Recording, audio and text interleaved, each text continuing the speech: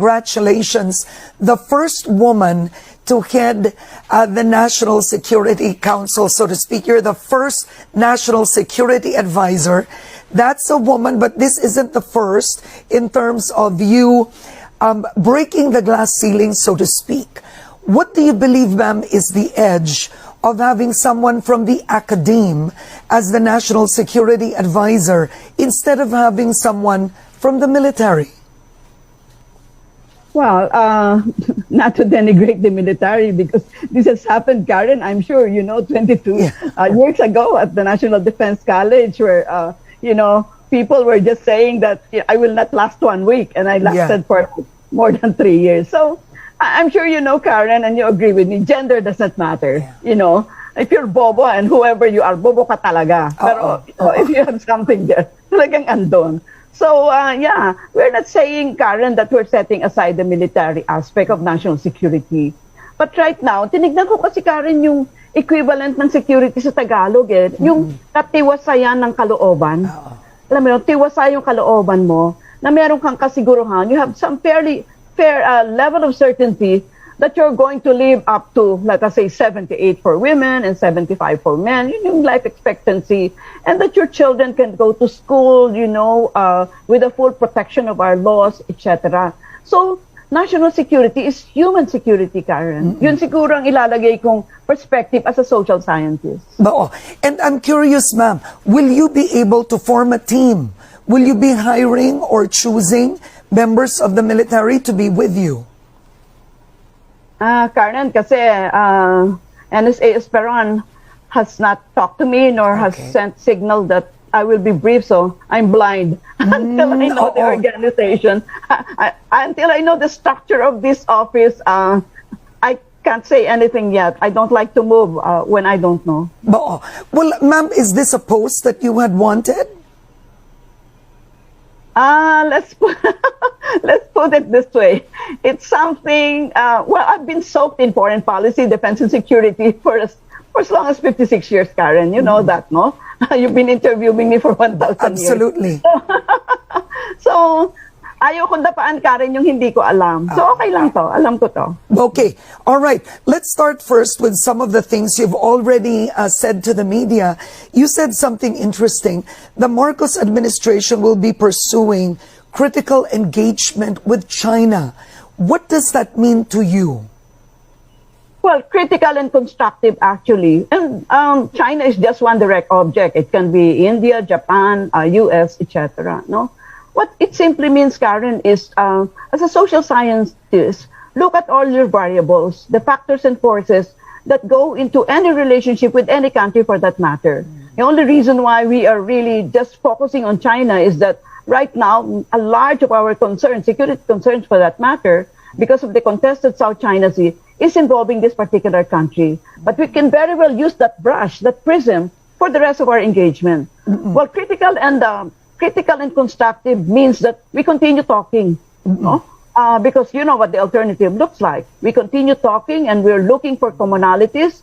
Where there are commonalities, we agree on these commonalities step by step. Incremental siya until this is called the low politics area. Yung like climate change consequences or isda, no? Ano ba yung papag-awayan nyo sa isda? Of course, merong pag-aawayan, Karen, kasi unilaterally nag-declare sila ng fishing holiday, no? So sabi natin, Karen, parang nag-declare ka dun sa aming karagatan. So medyo ba isama mo nga kami sa decision making? So those are the kinds of things that we really need to do. No? Okay. So masasabi po natin, ma'am, na kumbaga mag-iiba ang ating foreign policy with China compared to the Duterte administration. Hindi naman siguro mag-iiba. Siguro mag-enhance lang, which means operationally, you're going to increase the level and the scope. No?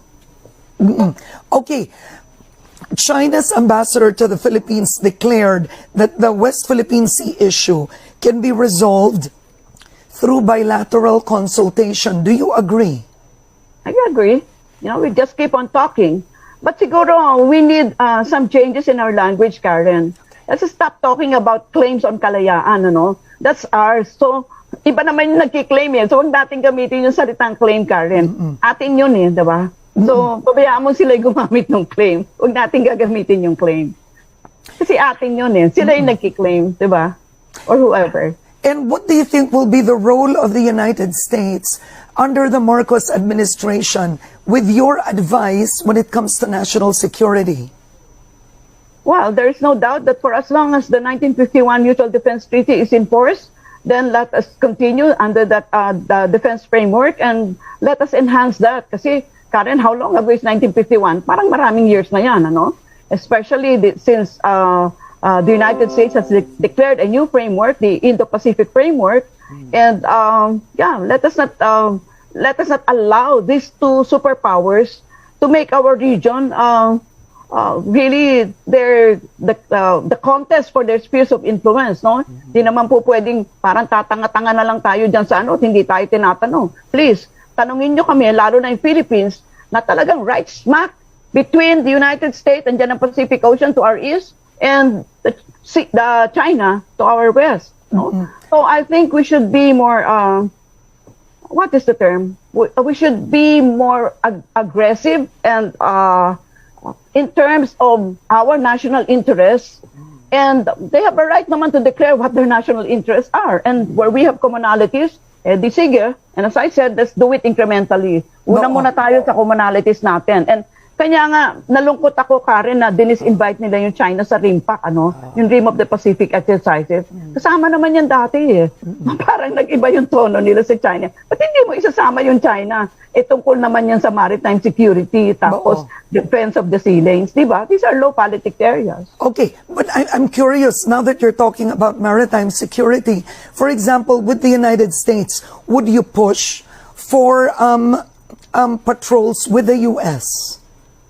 Yes, but let us involve all other actors. Okay. Kasi ang ayoko sa Western world, parang Karen, ang favorite verb nila is to exclude, yung nakita, or to isolate. And tayo naman, ang gusto natin ay talagang to include. That is the Asian ethos eh. Yeah. The Asian cosmology is to include. Very inclusive ang Asians eh. Diba? Ibang-iba sa Western prism. Kasi sa kanila, I'm sure alam mo na yung mga dinivide nila, Korea, Palestine, Cyprus, mahaba na yung listahan na yan. So, we're trying to convince them that the best way really to have international order is for us to be inclusive. No, wag yung ini-ichiprera mo yung tao. I'm sure China gusto niyang mag-apply dyan sa RIMPA kasi kasama mo naman siya dati. Ba't mo siya in-exclude ngayon? Okay, but with the Philippines, for example, will you be recommending or pushing for the enhanced, for EDCA, for example, or even a better version of the VFA? Yeah, let's talk about that. I think that is part of the review. If the President wishes the review to be undertaken, to continue, because I think Lorenzana has started that I think 2 years ago, in the light of the President wanting to abrogate the VFA.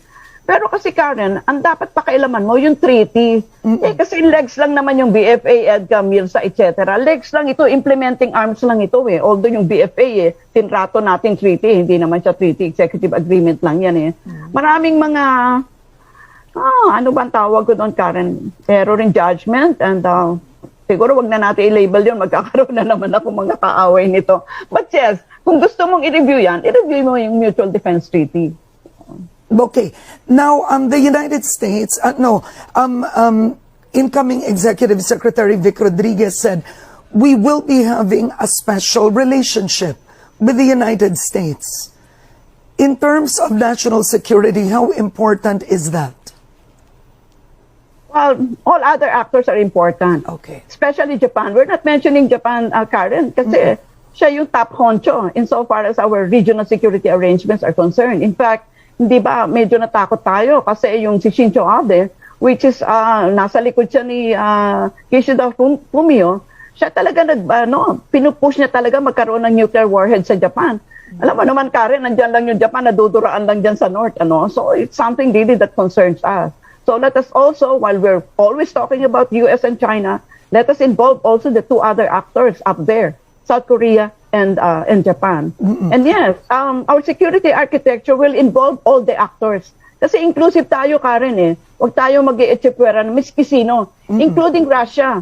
Kasi alam mo nung nasa Moscow kami, ang pinapag-usapan ng mga counterparts doon is really pivoting to to Asia, to our region. Kasi ang Russian, di ba nandyan lang sa North yan? There is a Russian, European Russia, there is an Asian Russia, and people